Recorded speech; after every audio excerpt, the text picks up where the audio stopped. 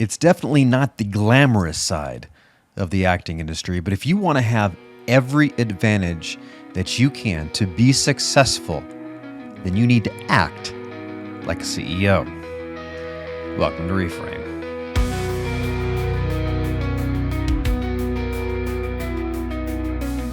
Hi, I'm Darren, 25-year acting professional, 15-year SAG member in front of the camera, headshot photographer, and even a little bit of casting behind the camera. And on this episode of Reframe, I want to talk about 7 tools that will help your business. Because acting is a business. And you, my friend, are the CEO. And yeah, it's creative, and it's an art, but make no mistake about it, it's a business, and it needs to be treated as such. I mean, they even made a song about it. There's no business like show. Yeah, now you know why I am an actor. Definitely not a singer. So, these tools, some of them are going to cost you money, either directly or indirectly, because I hate to break it to you, this is not a free business. Okay, if you think about it, every business has expenses. Okay, acting is no different. So nobody's going to pay for your headshots. Nobody's going to pay for your training. This is on you. So I'll be really honest with you. If you don't want to invest in you as the CEO, oh man, for the love of Pete, get out of this industry. The entertainment business is hard enough as it is. Let's dive into that first tool. This one won't cost you any money. Yay! But it will create greater value for what I'm going to talk about as tool number 2. We'll get to that one in a minute. Tool number 1 is research. And specifically, I'm talking about researching your type. I can't stress how important this is for you to know what type you are. Now, if you're unsure what I mean by type, okay, I'm not talking about who you find attractive in a romantic partner. I mean, you do you, boo. I'm talking about the range of roles that are best suited to how you look. So if you have more of a kind of a nerdy appearance, you're going to probably be cast more in those roles. Typecasting isn't necessarily a bad thing if it's getting you work. But, if you're the nerd, you're not going to be cast as the tattooed, biker gang member. It's just not going to happen. I mean, let's be honest.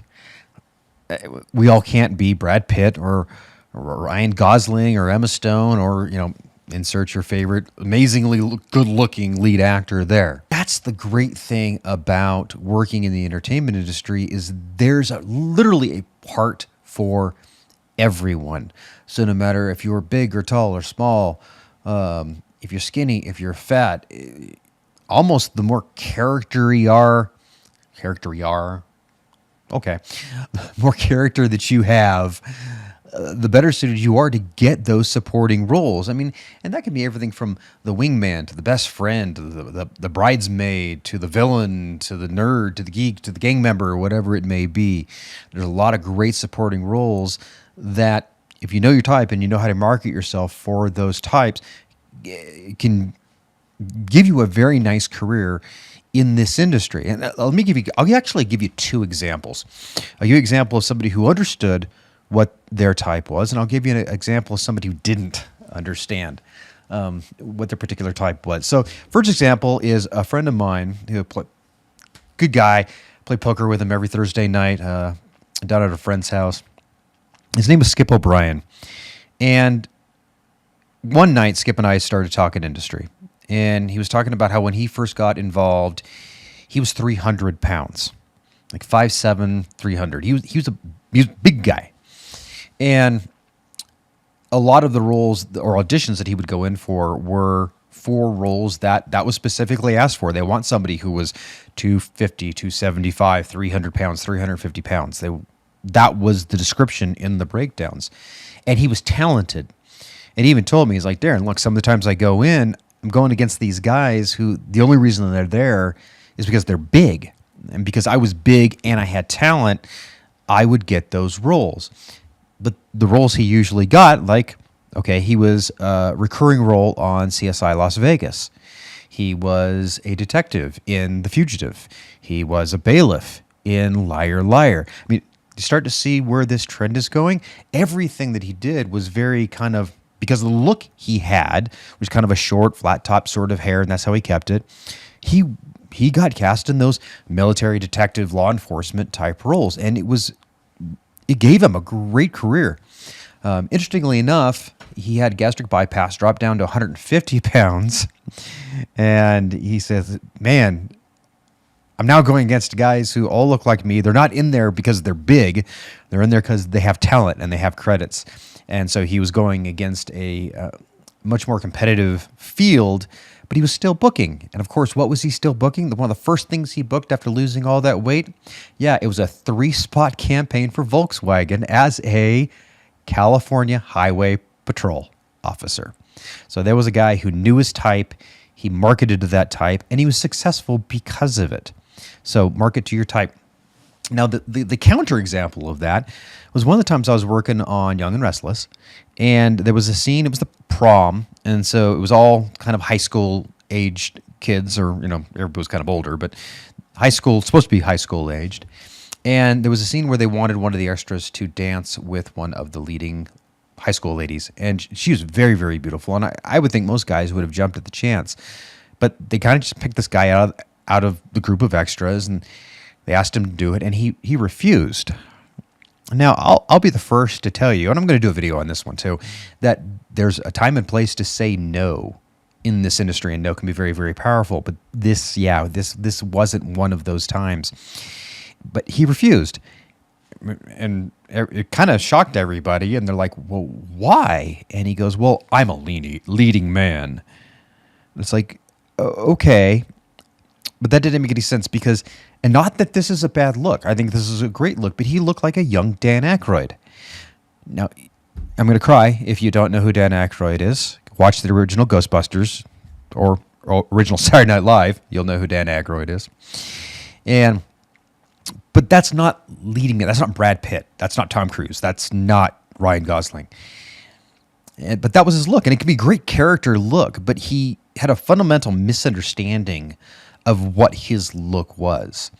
And I know they got somebody else to do it, but when you say no in those sort of situations, those are the kind of things that it can get you blacklisted off a set because you're not playing ball with what they need you to do, and you're overstating your own value at that point.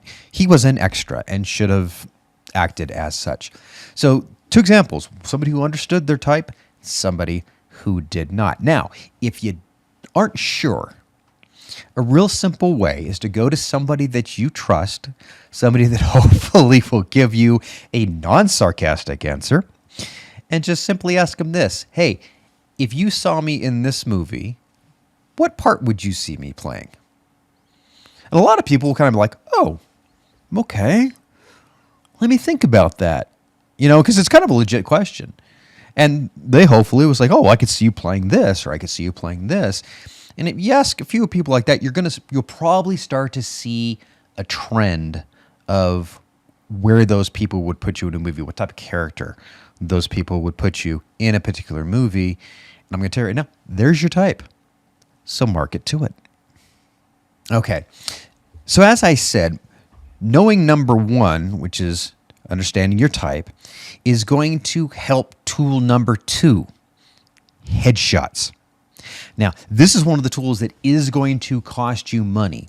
And depending on who you shoot with, how many looks you get, and whatnot, that could be upwards of $1,000. And I'm going to tell you right now, it's worth every penny, because this is arguably one of the most important tools that you have. Usually it's going to be the only thing that a casting director is going to see visually. I mean, they'll see your resume, maybe a reel, a footage reel or a skills clip, but it probably is going to be the only thing they see to make the determination if they are going to call you into their casting office or if they're going to invite you for a self-tape. And that's why these headshots, they need to be great. Not just okay, or yeah, it's all right, or oh, that'll work. Because you have to realize the casting directors are looking at a computer screen. And on those computer screens are all the digital thumbnails from the casting site. So it could be they're looking at breakdown services, so Actors Access. They're looking at Casting Networks. They're looking at Casting Frontier, Casting Workbook, casting.com, whatever it may be. But they're looking at a little thumbnail that's probably 2 inches high.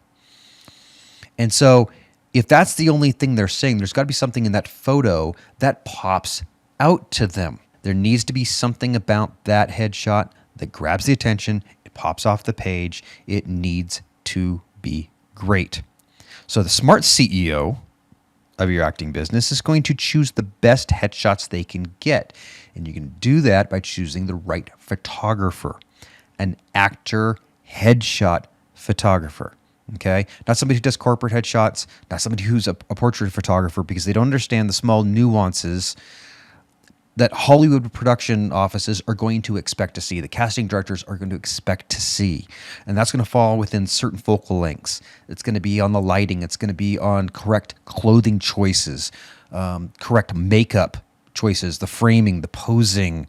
Those are all things that a portrait photographer may not get right, but an actor headshot photographer understands and is going to get it for you.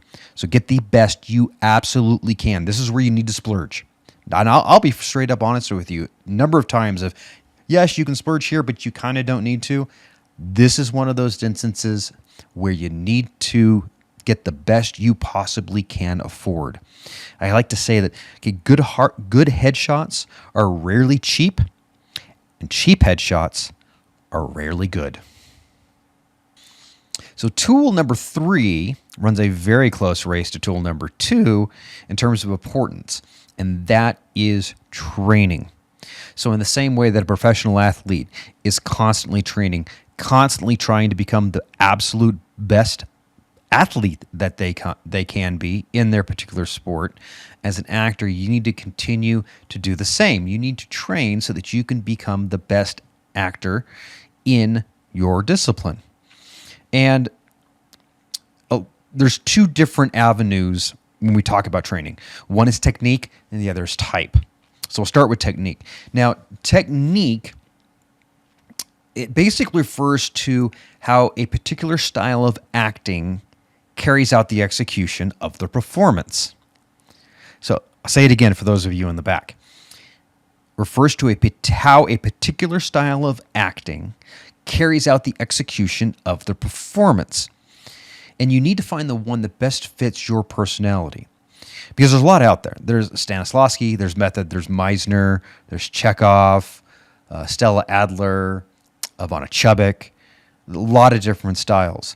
And it's not a one-size-fits-all sort of situation. You might check out a Method class, and it just doesn't feel right for you. But then you could go and audit Ivana Chubbuck and go, this is cool. I like this. This makes sense to me in the way that I think. And that's what's also great about acting is, you can find that little style that is you, that works best for you. And you do that by auditing. And by auditing a class, most of, the major studios, most of them, period, will allow you to go in and sit in and kind of check it out and see if it's right for you. Because, if it's not right for you, they don't want you to waste your time. They don't want you to waste your money. They don't want you to waste their time on that. So audit the class, see if it's right, and if it is, get involved. So that's technique.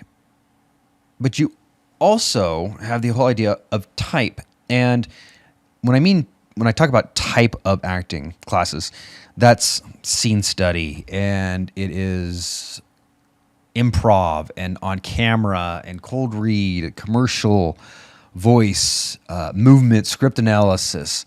There's a whole slew of them. And a lot of them kind of run in sort of like a symbiotic sort of relationship to each other. They'll give you script analysis, for example. Having a good base of script analysis will work wonders for you when it comes to your scene study, when it comes to on camera, when it comes to cold read. Because a cold read, you might walk into an audition and be handed the material and have about 5 minutes to put something together. And having the skills to look at that script, break it down quickly, get what your objectives are, and be able to make strong choices based on what's there very, very quickly, that is something that will help you book a number of roles, because that's not something not everybody can do. I'll finish talking about training with one simple fact, is that most of your agents, most of your managers, they'll tell you flat out, I love to represent you. One of the requirements that we have is that you're in classes. They won't even necessarily, I've literally been told this point blank. They're like, we want to represent you, but you will be in a class. I'll tell you right now, it's one of the best things that ever happened to my acting career. When I was still living in LA and gotten involved in Ivana Chubbuck's. Now, I was at the beginning classes, when not her master class. Never quite made it up that far, because we moved out of LA not too long after starting her courses. But it was amazing in terms of how it opened me up more for roles. It broadened how I looked at the different scripts that I was looking at. And quite frankly, there was a number of auditions that I went in and handed my headshot and handed my resume, back when we used to do that a long time ago. But I handed my headshot and resume, and they'd look at it, and they'd look down in the training, and they would see, oh, you're studying at Ivana Chubbuck's. Yeah. And you could tell that made a big deal to them on the production side. And it's like, okay, here's somebody who's putting their money where their mouth is. So get into those training courses. All right. Since I mentioned them, we're going to talk about tool number 4, and that is agents and managers. Now, agents are going to be one of your indirect costs. So understand this, please. And I have been a big cheerleader for this for a very, very long time, and that is avoiding the scams. Because a legit agent and manager, they are only going to make money when you make money. They are going to make a commission. That's it. So for an agent, for a standard union job, it's usually 10%. For non-union, it's most likely 20%. Print is usually 20%. And the reason those are 20% is because there's no residuals. With union work, whether it's TV, film, or even commercials, you keep getting residual checks. Trust me on this one. You can get a lot of residual checks, and the residual checks are wonderful because it is just windfall money. And then if managers are usually about 15% across the board. Sometimes they'll take 20 for the print as well, because that's kind of standard if they're representing you for that type of work. But that should be the only time that any money is going into your representation's pocket. So let me break it down for you in terms of, like, if you make $1,000, so the rate for a particular job, say it's a print job, is $1,000, and your agent's going to get 20% of that. That means you get 800, they get 200. 8 plus 2 is 10. There's your $1,000. 10% would be 900 and 100. And a lot of those checks are then going through your representation. And so they're taking out their cut. They're sending you a check for the remainder. That's usually the way it works. Again, so that's the only time it should be taken out. You should never be paying simply for the opportunity to be represented, which means you shouldn't be paying a representation fee. You shouldn't be paying a website fee, a maintenance fee, a roster fee. It's like whatever they want to call it. If you're paying any sort of monthly fee simply to be represented by somebody, whether you audition or not, whether you work or not, that's a scam. You need to run away from those situations. They are not good.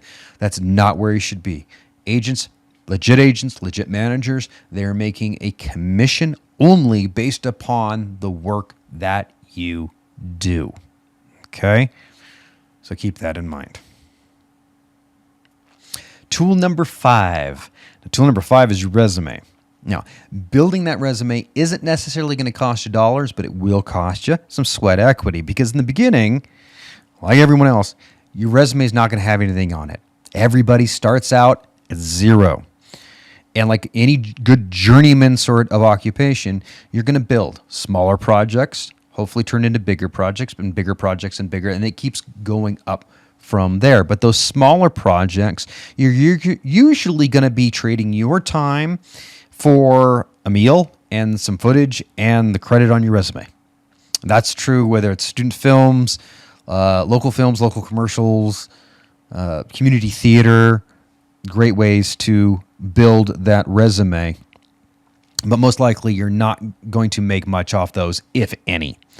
So that's where the sweat equity comes in. And as you get more established, that resume becomes bigger, then you get to that point where you can come and say, look, I'm coming in with experience. I have a lot of set experience. I've been in front of the camera numerous times. So you start actually earning some money. And that's a very, very nice place to be. Now, if you are starting out, I will also recommend that being an extra is a very valuable tool. And it's a valuable tool because it gives you the opportunity to get onto set.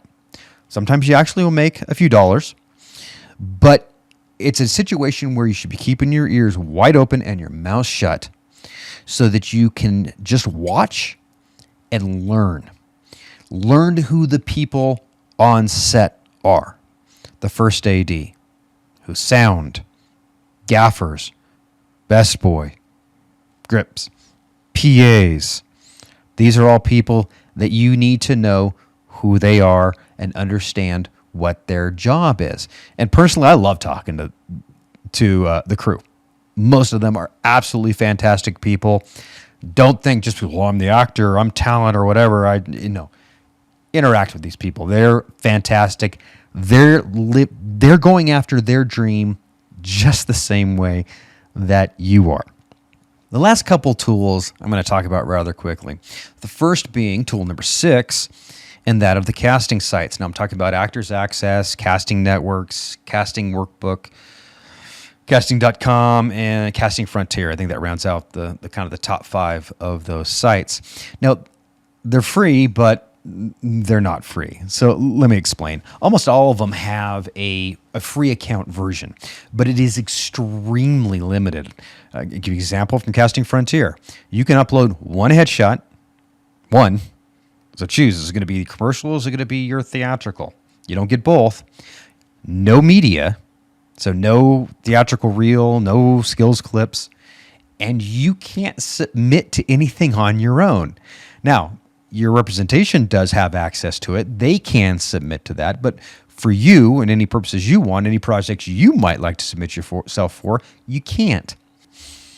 Actors Access, for example, gives you 2 headshots, but then you have to pay per minute for any footage that you upload. So guess what? No longer free. Casting Networks, very, very similar. They try to get you to upgrade to their premium, so then you have unlimited number of headshots, unlimited number of media clips that you can upload, which is really, really nice, especially with how diverse the Casting Networks is. But these are the websites that your representation used to submit you to the bigger projects. So you have to have the profile on there.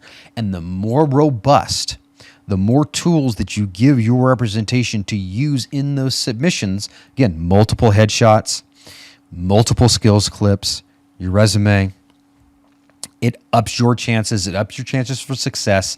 It ups your chances of actually being called into the casting studio or to be requesting a self-tape as well. So it's a necessary evil. You have to be there. You kind of have to subscribe to get those profiled, filled out as much as you possibly can. But this is why I say it's your billboard. These sites are your billboard because your headshots are there, your resume is there, and hopefully your skills clips are there. That's like the trifecta of what the casting directors are going to want to see in order to solve their problem. Because the casting director, their problem, okay, is filling roles for the project that they are casting. And hopefully you are an actor that solves that problem for them and allows you to be called in. Tool number 7 is a great self-tape setup.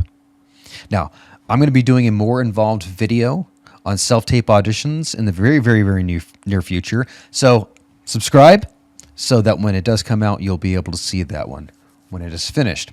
Now, ever since COVID, the absolute predominant form of audition has been the self-tape. And I have a love-hate relationship with the self-tape, and I'll probably do a video on that one too sometime in the future. But if you're that good CEO, you want to be able to present your product yourself in the best way possible. And this means having a great self-tape setup. And so while definitely not free, it is sort of subsidized by the fact that you're not using gas and wear and tear on your vehicle to travel to auditions. I'll give you a great example. I've kind of totaled it all up, and a decent little self-tape setup, and again, I'll show this in the other video, we can do for about $550, $560 total. I've had years where I've gone back and looked at the mileage I've done simply on auditions and callbacks, and it totaled $1,800. So if I'm going to look at $1,800 just on my auditions and my callbacks versus under $600 for a self-tape, the self-tape starts paying for itself. So a necessary cost, if you will. But again, you don't have to go all out. You don't have to go over the top with all this top-end gear. But to maximize your output, two things you are going to need to invest in is good lighting and good audio. Because when you get that audition, usually it comes with a taping instructions. And what seems to be there every single time? That we want to see you, we want to hear you. Okay? Doesn't say anything about your backdrop, doesn't say anything about the camera that you're going to use. They want to see you, and they want to hear you. So that's where some of your investment needs to really be. Because otherwise the audition's useless. They might be able to hear you, but if they can't see any of your facial expressions, they can't see your actions, the audition's worthless to them, and they're just going to move on. They're not going to try to salvage it. They're not going to send you a note, okay, hey, can you send a new one? We couldn't see that one. They're just going to move on. Create a tape that's going to make it so they don't just move on. They want to keep watching. So can you do it with your phone? Sure. With the mic that's kind of included on the phone? Yeah. Is it great? No. Does a mic'd cable into your phone become better? Yes, it does. However, does a good camera with a good lens and audio cables become even better? Absolutely it does. So be looking for that video on self-tape setups where I'm really going to go in depth with you about what you should have and how much it's going to cost. So there we have it. 7 tools to help you act like the CEO of your acting career. Now, if you hated this video, hit the like button. If you love this video, then blast that like button and subscribe, as I will continue bringing insightful acting tips, commentary, and the occasional random musing. So get out there, chase those dreams and sunsets, and break a leg.